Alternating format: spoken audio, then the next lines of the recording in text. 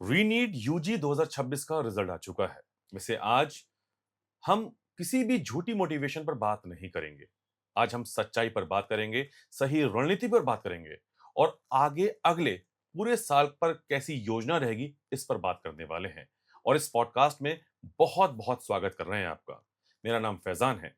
वैसे हम आपको बताएं कि आज हमारे साथ जो शख्सियत इस पॉडकास्ट में जिनका हम स्वागत करने वाले हैं, वो शख्सियत हैं जिनके मार्गदर्शन में सैकड़ों विद्यार्थियों ने डॉक्टर बनने का जो सपना है उसको साकार किया है। हमारे साथ हैं बायोम इंस्टीट्यूट के director mister Pankaj Singh. Sir, आपका बहुत बहुत वेलकम है बायोम थैंक यू। पॉडकास्ट में। सर, किसी विद्यार्थी का, किसी स्टूडेंट का 450 से लेकर के 600 अंक के बीच में अगर मार्क्स आए तो उनके लिए बायोम की रणनीति क्या है सर?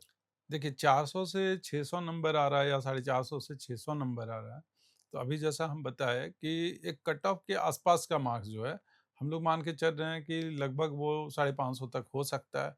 तो अगर 550 से आप ऊपर हैं तो काउंसलिंग का वेट करें, अगर नहीं है तो 450 से लेके 550 तक अगर है, तो हमारे यहाँ भी लक्ष्य बैच होता है। मतलब लक्ष्य बैच वो बैच होता है जिसमें 50 से 60 बच्चे सिर्फ होते हैं और 100% उसका रिजल्ट रहता है। मतलब ऐसा नहीं है कि 2-4 बच्चा का होगा भी नहीं, 100% रिजल्ट रहता है। उसका कारण यही है कि सिलेक्शंस का जो प्रोसेस है, वो थोड़ा-सा हम लोग उसको हाई करके रखते हैं। 450 नंबर अच्छा मार्क्स है, खराब मार्क्स नहीं है। तो अगर उतना मार्क्स से ऊपर आएगा और टीचर्स क्योंकि उसमें टॉप टीचर्स होते हैं, टॉप लेयर के टीचर्स होते हैं। ऐसे बायो में हर एक टीचर्स जो है वो बाकी जगह से बेहतर ही रहता है, तभी वो बायो में पढ़ाता है। बायो में पढ़ाना इतना ईज़ी भी नहीं है।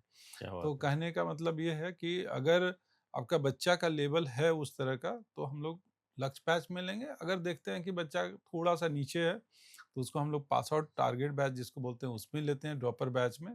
बट एक चांस उसको और मिलता है कि अगर बच्चा जो है वो आगे 2-3 महीने में परफ़ॉर्म अच्छा कर गया, तो उसका एक अलग सेपरेट बैच भी रहता है जिसमें वो मूव करना चाहे तो कर सकता है। अगर यहाँ भी नहीं कर पाया तो जनवरी में फिर उसके पास एक और मौका मिलता है कि टॉप रैंकर्स बैच वगैरह जो बनता है हमारा, उसमें मूव उसमें डाल कर सकता है। तो कोई बच्चा कभी भी किसी भी बैच में मूव कर सकता है। मतलब ये रिस्ट्रिक्ट नहीं है कि नहीं हुँ। यही बच्चा सिर्फ़ उस बैच में रहेगा। जब आप परफ़ॉर्म अच्छा करेंगे आपके पास मौका मिल जाएगा कि हाँ, उस बैच में जा सकते हैं। परफेक्ट। सर, देखिए जैसा कि मैंने पहले शुरुआत में बताया कि सर क्योंकि नीट का पहले पेपर कैंसल हुआ, उसके बाद रीनीट हुआ और सबसे अहम बात, यहाँ का रिजल्ट कैसा रहा? क्योंकि जो इस वक़्त बच्चे या जो पेरेंट्स इस पॉडकास्ट को देख रहे हैं, हो सकता है कि वो अगला भविष्य का डॉक्टर हो। You never know. तो सर, उनको क्या कहना चाहते हैं? पहले तो रिजल्ट के बारे में बताएँ और आगे की बायोम की रणनीति थोड़ी-सी वो बता दें हमें। देखिए बायोम का जो रिज़ल्ट्स है, इस बार काफ़ी बेहतर रिज़ल्ट्स रहा। हाँ, रैंक का हम मानते हैं कि एक आध रैंक और अच्छा कर सकता था। कुछ बच्चे थे, 1-2 ऐसे बच्चे थे जो 700 प्लस मार्क्स ला रहे थे हुँ। पहले एग्ज़ाम में। बट एग्ज़ाम है, एग्ज़ाम में कुछ कहा नहीं जा सकता, उस दिन उसका दिन नहीं था, उस दिन खराब हो गया उसका, तो सेकंड एग्ज़ाम में मार्क्स थोड़ा कम आ गया। बट अगर ओवरऑल देखें तो पिछले सालों से ज़्यादा रिज़ल्ट्स और हम लोग खुद चाहते हैं कि पेपर एक स्टैंडर्ड रहे, ताकि हमारा रिज़ल्ट्स हमेशा जब पेपर स्टैंडर्ड रहता है तो रिज़ल्ट काफ़ी होता है, क्योंकि टीचर्स यहाँ पढ़ाते काफ़ी अच्छे हैं। तो कहने का मतलब ये है कि रिज़ल्ट्स बायोम का अगर पूरे झारखंड में देखेंगे तो हाईएस्ट सिलेक्शंस है। हुँ, हुँ। मतलब आप इतना सा समझिए कि रिज़ल्ट्स आया उसके अगले ही दिन न्यूज़पेपर में हमारा लगभग 138 स्टूडेंट्स का फ़ोटो प्रिंटेड था। मतलब अमेज़िंग। 138 जी। बच्चे जो थे उस दिन प्रिंट था। हुँ, हुँ। ऐसा नहीं कि 4 दिन कोचिंग वाले लोग खोजते हाँ, रहते हैं ना खोजते रहेंगे, रिज़ल्ट कि हाँ। कहाँ से मिल जाए तो उसको छापेंगे, वो वाली कहानी नहीं है। हुँ, मतलब सेकंड डे आपको पेपर में आ गया पूरा बिहार झारखंड के पेपर में। तो हुँ। इसी से समझ में आ जाता है हाँ। कि ऑथेंटिसिटी क्या होता है, हुँ, ऑथेंटिक क्या रिज़ल्ट्स होता हुँ। है। बिल्कुल।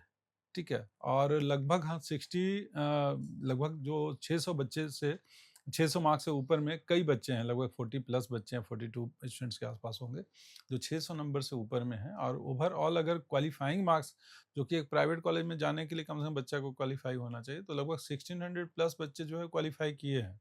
बट हर एक बच्चा को सरकारी कॉलेज नहीं मिल सकता है। बट हमें एक्सपेक्टेशन है कि लगभग 170 के आस-पास बच्चे जो है इस बार सरकारी कॉलेजेस तक पहुँच पाएँगे।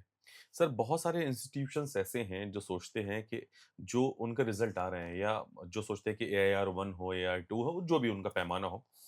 लेकिन सर, बायोम कहता है कि एक स्टैंडर्ड पेपर होना चाहिए, एक एग्जाम जो हो वो स्टैंडर्ड लेवल पर हो। तो सर कुछ इंस्टीट्यूट कहते हैं कि पेपर ईज़ी रहेगा तो हमारे बच्चे अच्छे से क्रैक करेंगे, लेकिन बायोम हमेशा कहता है कि स्टैंडर्ड पेपर होगा तब हमारे बच्चे क्रैक करेंगे।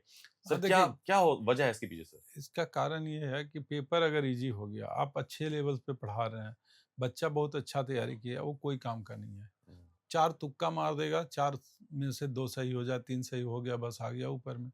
तो तुक्का वाला खेल ईज़ी पेपर में होगा, टफ़ पेपर में तुक्का नहीं मारा जाता है। उसमें समझ जाता है कि गलत होने का चांसेज़ है। इसलिए हुँ, पेपर हमेशा एक स्टैंडर्ड पेपर है और जैसा कि 2025 में भी हुआ, 2026 में भी हुआ और आगे भी हमें लगता है कि नीट का पेपर ऐसे रहे, तो बच्चों के लिए काफ़ी अच्छा रहेगा और कोचिंग तो ख़ैर अलग ही है। सर 2027 की तैयारी बायोम किस तरह से कर रहा है? क्योंकि पैटर्न भी बदला है, एनटीए ने सीबीटी पैटर्न ले आया है। तो 2027 की जो योजना है बायोम की, वो कैसी होने वाली है? स्टूडेंट के अगर हम हित में बात करें तो?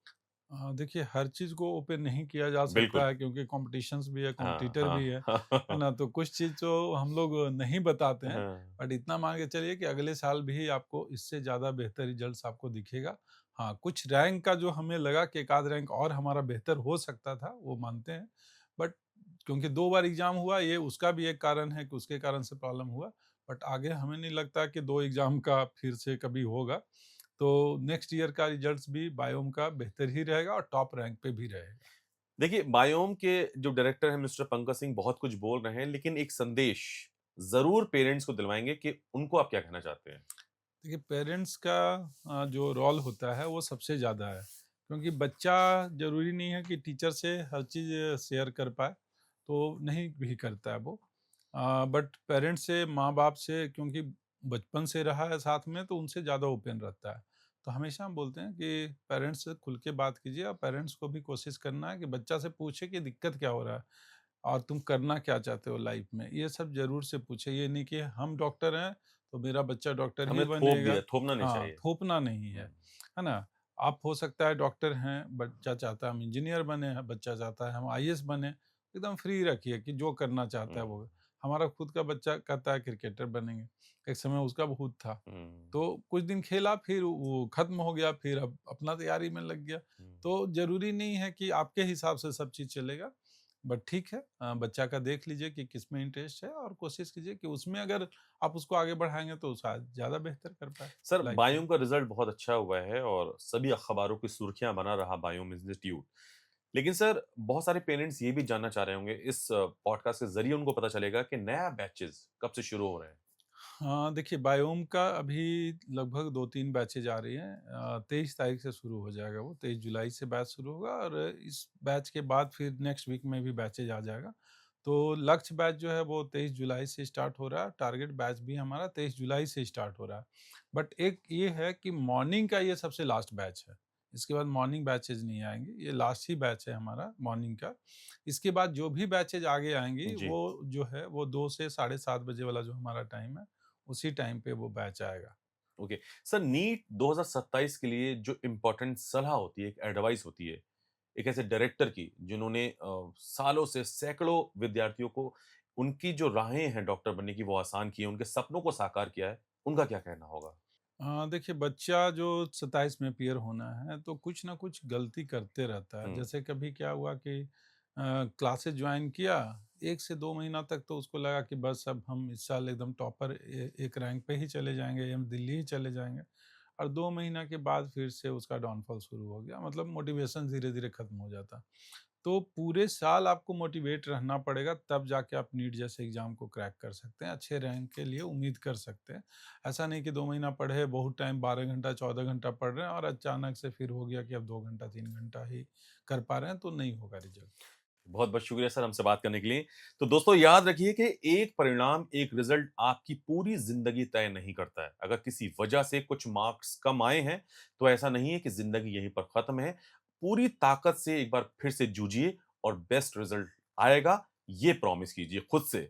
और इसके लिए कहीं आप कम हैं, कहीं ज़्यादा हैं, कुछ कमी है, कुछ पूछना चाहते हैं, कुछ ज़िंदगी में बेहतर करना चाहते हैं, तो आप बायोम का रुख ज़रूर कीजिए। और पॉडकास्ट में देखने के लिए और इसको ज़्यादा से ज़्यादा शेयर कीजिए, लाइक कीजिए, सब्सक्राइब कीजिए। Thank you so much.